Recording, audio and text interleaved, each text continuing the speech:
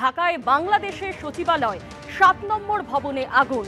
গতকাল রাত ১:৫২ নাগাদ আগুন লাগে এবং এই মুহূর্তে সেখানে দমকলের ১৯টি ইঞ্জিন রয়েছে বলে জানা যাচ্ছে। এই ঘটনায় একজন দমকল কর্মীর মৃত্যু হয়েছে। কিন্তু যে প্রশ্ন উঠছে এই আগুন লাগা নিয়ে, এর পেছনে কোনো চক্রান্ত নেই তো? কোনো নথি লোপাটের চেষ্টা চলছে না তো? এমনটা সন্দেহ প্রকাশ করা হচ্ছে যে সমস্ত জঙ্গিরা জেল ভেঙে পালিয়ে গিয়েছে বা অপরাধীরা যারা জেল থেকে পালিয়ে গিয়েছে তাদের কোনো নথি নষ্টের চেষ্টা চলছে না তো? এই প্রশ্ন কিন্তু উঠছে। ইতিমধ্যেই বাংলাদেশের স্বরাষ্ট্র উপদেষ্টার তরফে বলা হয়েছে এই ঘটনায় উচ্চ পর্যায়ে তদন্ত হবে। সরাসরি এই মুহূর্তে আমাদের সঙ্গে রয়েছেন আমাদের প্রতিনিধি অর্ণব মুখোপাধ্যায়। অর্ণব, যদিও বাংলাদেশের স্বরাষ্ট্র উপদেষ্টার তরফে বলা হয়েছে যে এই ঘটনায় উচ্চ পর্যায়ে তদন্ত হবে, কিন্তু যে প্রশ্ন উঠছে যে এই আগুন লাগার পেছনে কোনো চক্রান্ত নেই তো?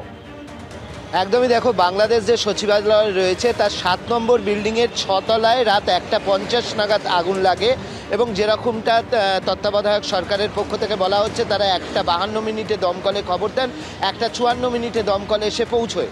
কিন্তু এই যে আগুনটি ৭ তলা, এই যে ৭ নম্বর বিল্ডিংয়ের ৬ তলায় লাগে, সে আগুনটি ৬ তলা থেকে ক্রমশ তার উপরের দিকে ছড়িয়ে পড়ে এবং তাতে যথেষ্ট ক্ষতি হয়েছে বলেই মনে করা হচ্ছে এই সচিবালয়ের। তার কারণ রাত ১:৫০ থেকে ভোরবেলা প্রায় সকালবেলা ৮টা পর্যন্ত এই আগুন জ্বলেছে এবং এখানে এখনও অবধি যা তথ্য সামনে আসছে, আর একটু পরে পুরোটা স্পষ্ট হবে। দুটো পার্টে আগুন লেগেছে। একটা বলা হচ্ছে, একটা হচ্ছে এফআইডি অর্থাৎ ফিনান্সিয়াল যে ইনস্টিটিউশনের ডিপার্টমেন্ট রয়েছে, আর্থিক যে সংস্থাগুলো রয়েছে সেইখানে, আর একটা হচ্ছে লোকাল গভর্নমেন্ট। এই দুটো ডিপার্টমেন্টে এখনও অবধি যেমনটা জানা যাচ্ছে আগুন লেগেছে। সুতরাং হচ্ছে বেশ কয়েকটা প্রশ্ন আসছে যে সচিবালয়ের ভিতরে, সচিবালয় অত্যন্ত সুরক্ষিত জায়গা, তার ভিতরে দমকলের গাড়ি থাকার কথা, তা সত্ত্বেও আগুন এত ভয়াবহ জায়গায় কি করে পৌঁছলো? এরকম একটা সুরক্ষিত জায়গায় আগুন লাগলো, দমকলের গাড়ি যার ভিতরে থাকার কথা তাও আগুন এত ভয়াবহ হলো কি করে? আরও প্রশ্ন হচ্ছে যেভাবে আগুনের প্যাটার্নটা লেগেছে, অর্থাৎ আগুনটা কিন্তু আস্তে আস্তে ছড়িয়ে গেছে এরকম নয়। একটা অংশের বক্তব্য যে সচিবালয়ের দুদিকে আগুন লেগেছিল, একদিকে হচ্ছে এফডি এবং মানে ফিনান্সিয়াল ডেভেলপমেন্ট বা ফিনান্সের যে পার্টগুলো হয়, আর একদিকে হচ্ছে লোকাল গভর্নমেন্ট, এরকম দুদিকে আগুন লেগেছে। সেটা কিভাবে সম্ভব?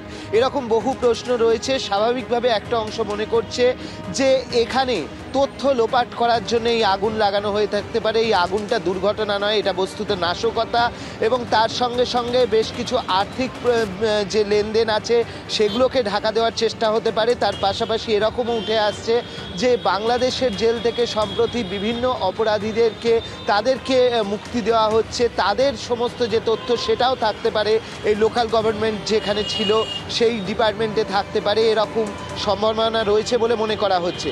সুতরাং এই যে আগুন লেগেছে এবং এতক্ষণ যে জ্বলেছে এবং সচিবালয়ের মতো সুরক্ষিত জায়গা, সেটা নিয়ে বেশ কিছু প্রশ্ন চিহ্ন থেকে যাচ্ছে এবং তত্ত্বাবধায়ক সরকারের পক্ষ থেকে বলা হয়েছে যে ক্যাবিনেট সেক্রেটারি অথবা হোম সেক্রেটারির পর্যায়ের কারুর নেতৃত্বে এখানে তোমার পুরো বিষয়টি তদন্ত করে দেখা হবে এবং তারাও বলছেন যে এটা দুর্ঘটনা না নাশকতা, কী কারণে আগুন লেগেছে সেটা দেখা হবে।